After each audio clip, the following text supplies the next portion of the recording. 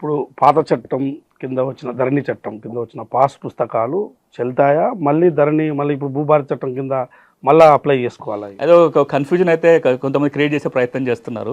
ధరణి పుస్తకాలలో ఉన్న వాళ్ళందరూ మళ్ళీ పోయి భూభారతి పుస్తకానికి దరఖాస్తు పెట్టుకోవాలని అవసరం లేదు. చట్టం ఈ విషయంలో చాలా స్పష్టంగా సెక్షన్ 10లో ఏం చెప్తుందంటే, ఈ రోజున ఎవరెవరికైతే ధరణి చట్టం కింద పాస్ పుస్తకాలు ఉన్నాయో అవన్నీ చెల్లుబాటు అవుతాయి. భూభారతి చట్టం కింద కూడా అవి పాస్ పుస్తకం కింద పరిగణించాలి. కానీ మీకు ఆ పుస్తకంలో తప్పులుంటే దరఖాస్తు పెట్టుకోవచ్చు, నాలుగు ఇబ్బందులు ఉంటే దరఖాస్తు పెట్టుకోవచ్చు. అంటే సర్వే నెంబర్లు కానీ విస్తీర్ణం ఏదైనా అట్లాంటివి ఒకటి. రెండోది, ఇప్పుడు భూభారతికి ఒక కొత్త అవకాశం ప్రతి రైతుకి ఇస్తుంది.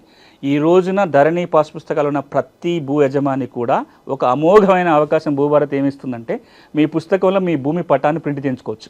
ఇప్పటిదాకా లేదు ఎక్కడ. మీ భూభారతి అంటే ధరణి పాస్ పుస్తకాలు ఏముంటుంది? యజమాని వివరాలు, సర్వే నెంబరు, విస్తీర్ణము ఎట్లొచ్చిందని ఉంటుంది తప్ప ఆ ల్యాండ్ పటం ఉండదు, దాంట్లో సర్వే మ్యాప్ ఉండదు. ఇప్పుడు సెక్షన్ 10 భూభారతి చట్టం ఏమంటుందంటే, మీ పుస్తకంలో మీ భూమి పటం తెచ్చుకోవచ్చు. ఎట్లా తెచ్చుకోవచ్చు అంటే, ప్రభుత్వం ఒక 6,000 మంది లైసెన్స్ సర్వేలను రిక్రూట్ చేస్తుంది. ఆల్రెడీ నోటిఫికేషన్ వచ్చింది కొత్తగా. ఆల్రెడీ 1,500 మంది ఉన్నారు.